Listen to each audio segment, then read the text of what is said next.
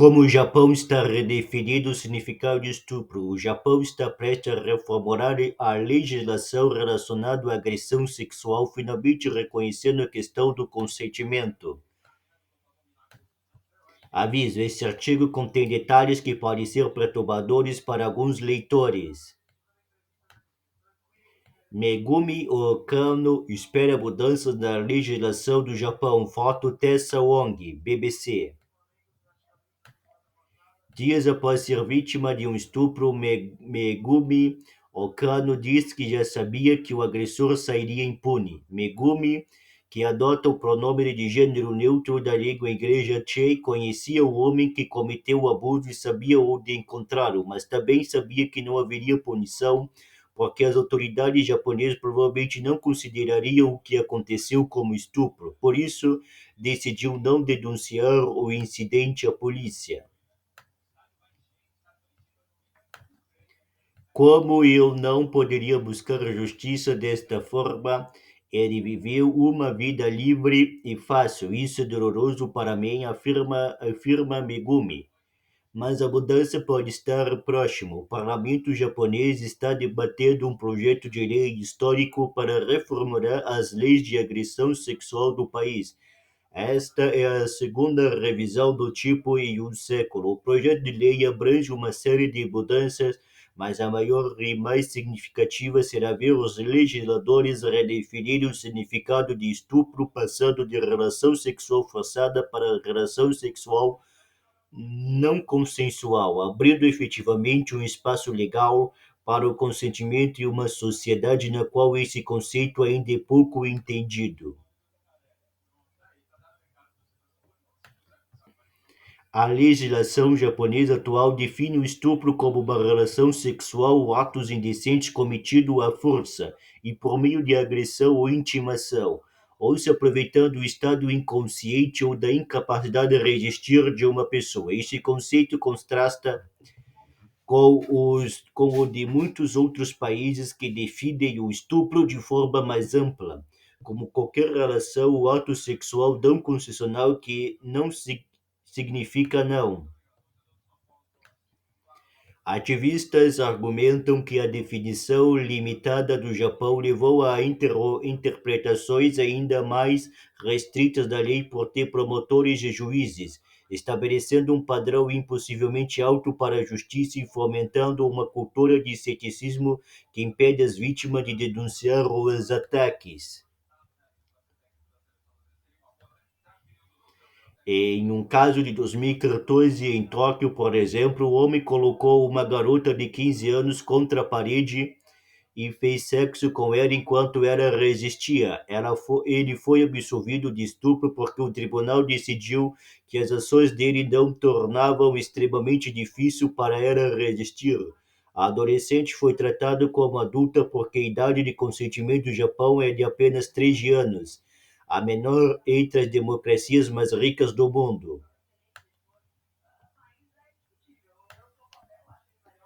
Os atuais processos e decisões judiciais variam. Alguns réus não foram condenados mesmo que seus atos fossem provados como não consensuais, pois não atendem no caso de agressão e intimação, afirma Yu Tadokoro, porta-voz de Spring, um grupo de sobreviventes de agressão sexual. É por isso que Megumi diz que não foi a polícia após o ataque de um colega da universidade. Os dois estavam assistindo a televisão juntos quando ele começou a fazer investidas sexuais contra Megumi, que disse não.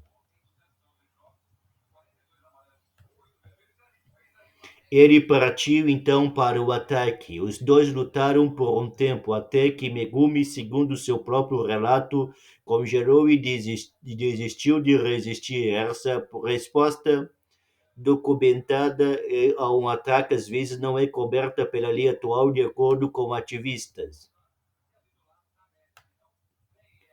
A legislação atual do Japão desestimula as mulheres a denunciar agressões, segundo ativistas. Fatos Jet Imagens via BBC.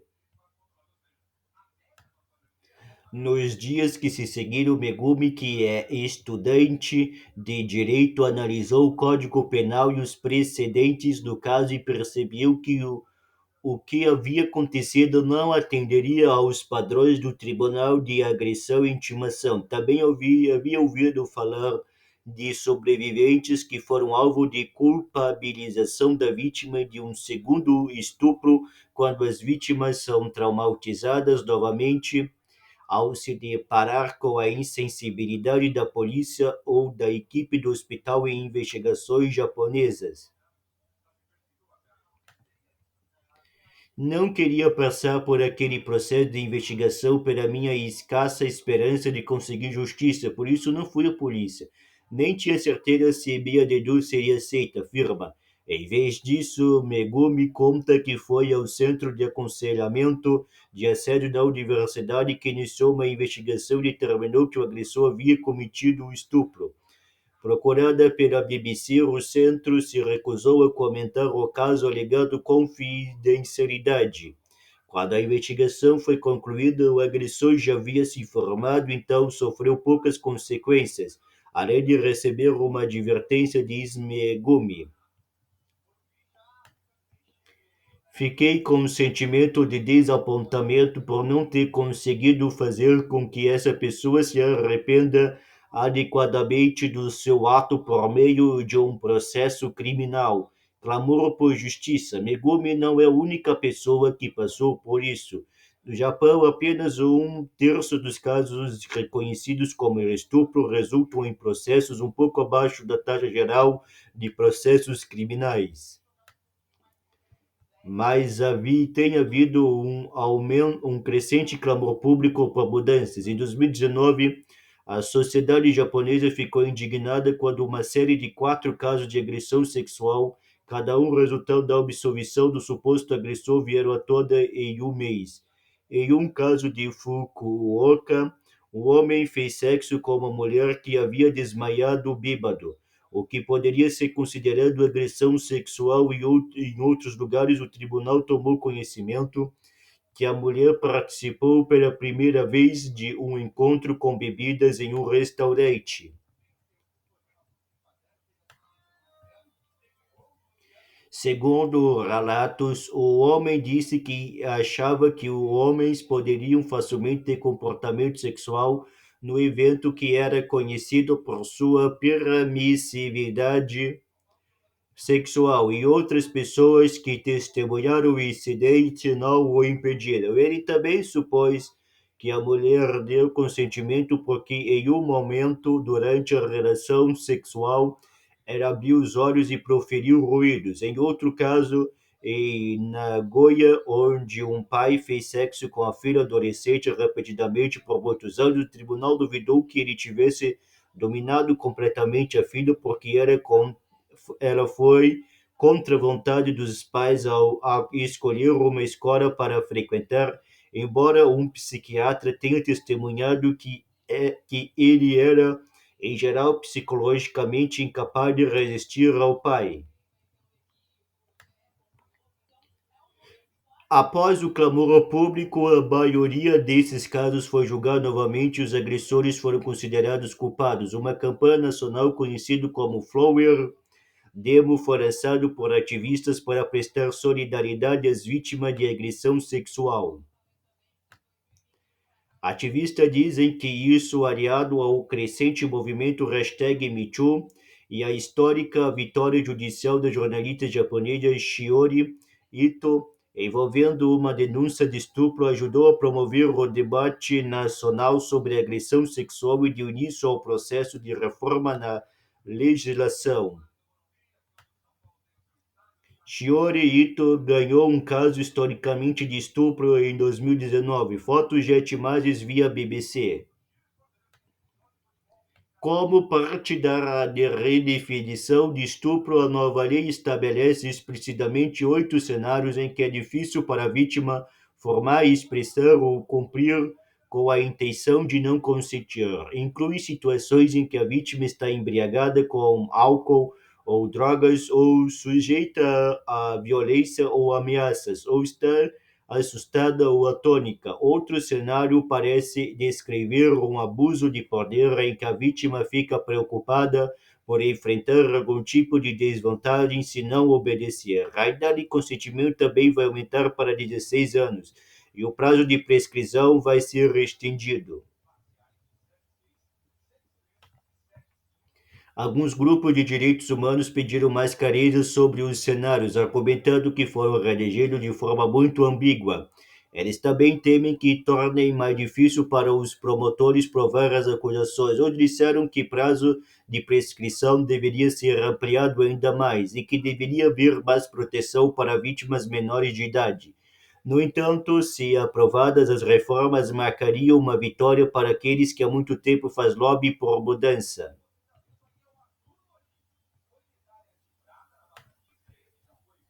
Pelo próprio fato de que eles estão mudando até mesmo o título desta lei.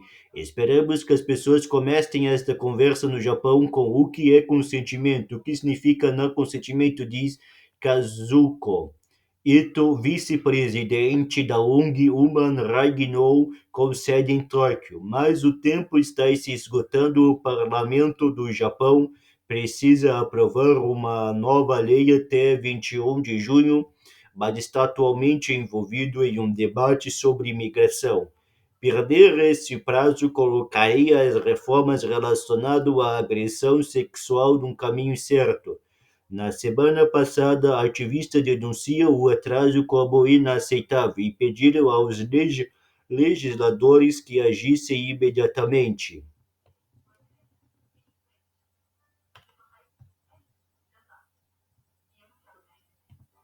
Reformulando as leis de sexo, mas as reformas abordam apenas um parto do problema, dizem ativistas cujo pedido de mudança vai muito além do tribunal. A agressão sexual ainda é um assunto tabu no Japão e ganhou atenção nacional apenas nos últimos anos, após casos de grande repercussão, como a batalha judicial vitoriosa da jornalista Shiori Ito, da denúncia feita por Rina Gonoi, ex-membro da Força de Autodefesa vítima de abuso sexual, e da exposição de Jonai Kitagawa, mentor da cultura pop japonesa.